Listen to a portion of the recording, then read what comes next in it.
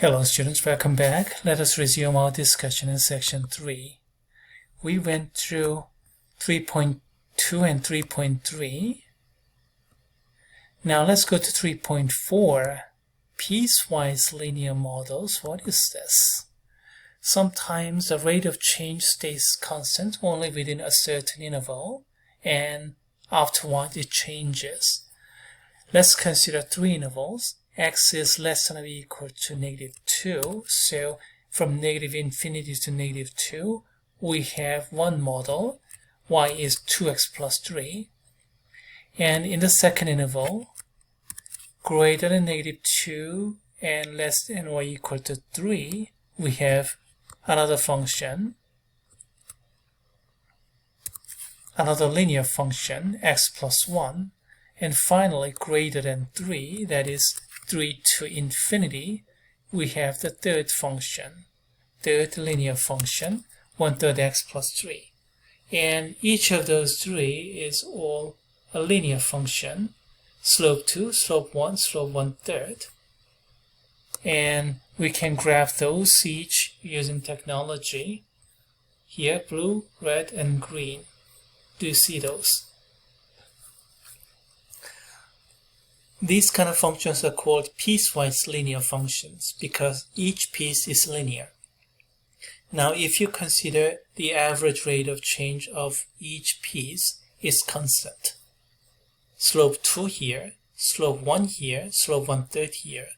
But if you take average rate of change from here all the way over there, or here to there, if you change colors, if you go beyond a certain beyond that interval, then that's not going to stay constant. Let's see, do we have an example problem associated to that? Okay, a tax model. I got it from the textbook. So this is a bit old. 2018 is not too bad. 2018 tax return schedules are presented below. Let x be the taxable income and express the tax due as a function of x. And then for singles, we have all these.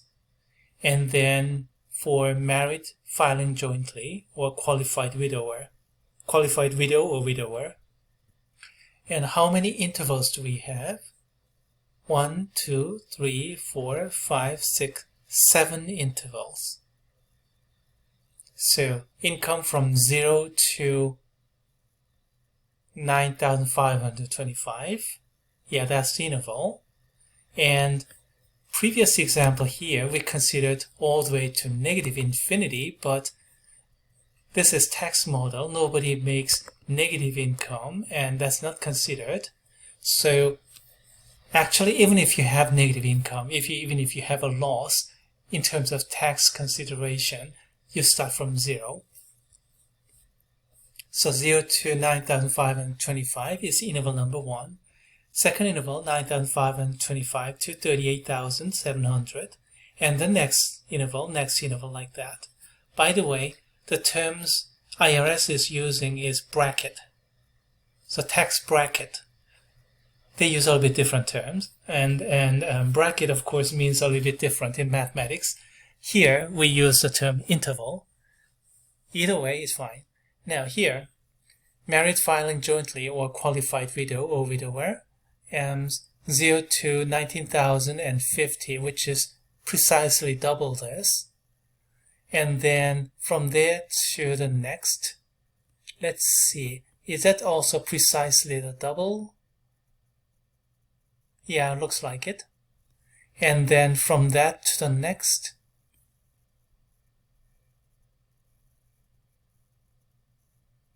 okay, that too is double. Yeah. And then next,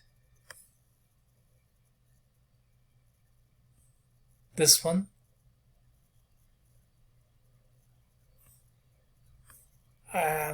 Is it double, precisely double? I cannot do this with my mental math anymore.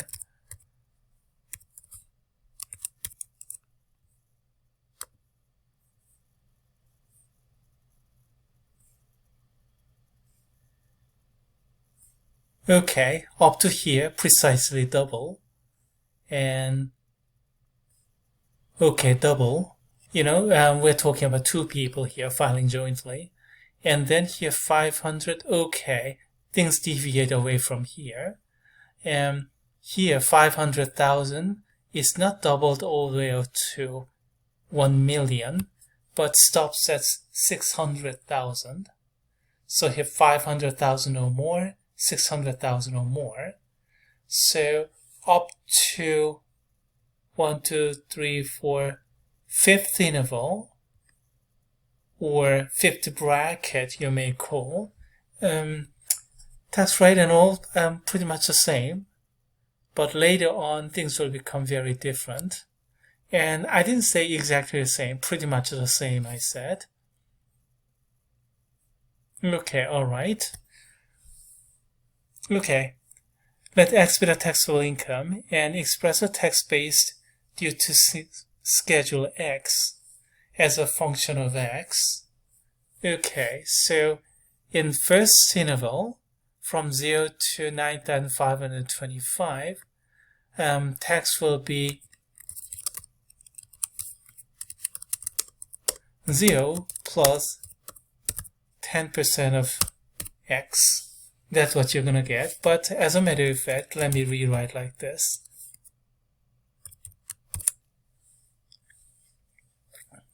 X minus 0 doesn't change anything. Why did I do that? Adding 0 doesn't change anything. Why did I do that? That'll become a little bit clearer. Now in the next interval, 9,525 here, it will be this. In the second interval, this plus 952.50 plus, and then the next tax rate is 12%. And then it's not for entire X, but of the excess over that. So X minus 9,525. That's gonna be your second tax in the second interval, or second tax bracket. From 0 to 9,525, F1, 9,525 to 38,700 is F2, and if you put 9,525 and 10%, it's going to be 950,050, precisely this one here. So you're going to get a continuous function. Here grows at 0.1, 10%. This one grows at 12%, but precisely the same. So the graph will get a little bit steeper, but we don't have any jump or anything like that. If there's a jump, or if there had been any kind of skip, that would cause an uproar. One more time, just one more. So 4,453, and then the new tax rate is 20%, 22%, and then that's going to apply to all X, or the amount excess of 38,000.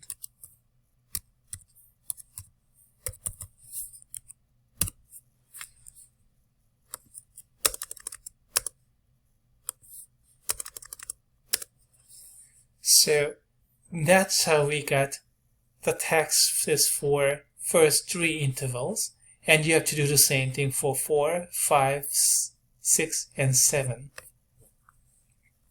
And then if you plug in this 38,700 precisely and run your computation, you're going to get this one right here, 4,453.50. So we have a continuous function. As a matter of fact, I got tired of writing all these, so let me show you the answer key. It goes like this. The same thing we had before. And then here, if you have in this interval,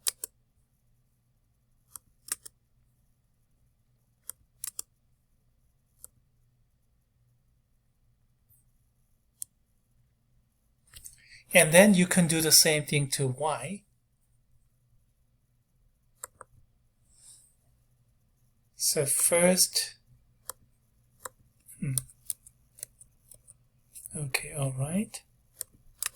Yeah, somehow the alignment is broken, and that's because I used older version of Mathematica, and then now I'm upgraded into a newer version just about 3 weeks ago, and there's some confusion here and there. So likewise, we get all those piecewise linear function for each interval, and intervals are specified by these tables. Okay, based upon these, let's answer the next question. Suppose that husband had a taxable income of 35,000 and his wife had 40,000. What is household's tax if they follow the Schedule X, married, filing separately? And then what is the household tax if they follow Schedule Y, married, filing jointly? Which is better? That's the question. And then if you use the married, filing separately here, then you have to calculate husband X, and then wife also X, and then add them up. Now here, if you follow this married filing jointly, you have to add up the household income. So 35,000 and 40,000 add up, 75,000, and then apply Y. So which is better? Well, we have relatively a small amount of income, so it's likely that married filing jointly will be better. That's what common sense tells us. Here we go. 35,000. So here, 35,000, it comes from the second interval.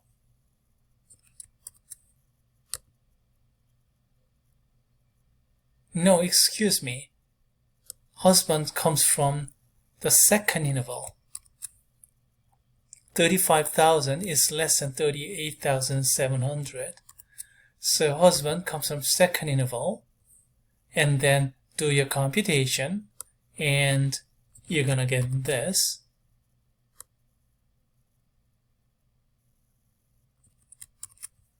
And let's go back. Wife will come from blue interval, third interval.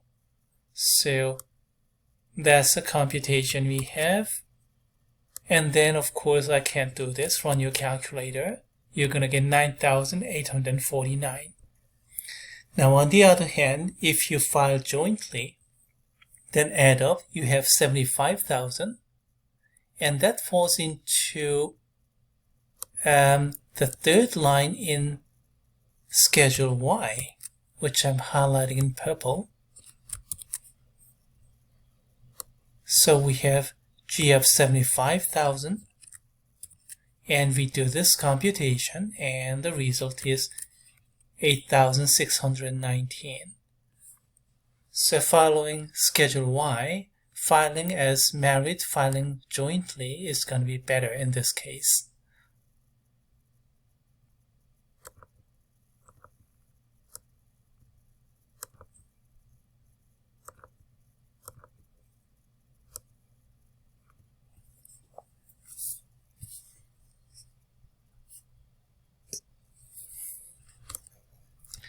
Okay, so that completes section 3. Some further examples coming from statistics. I don't think they are really worthy of class time, so let's stop there.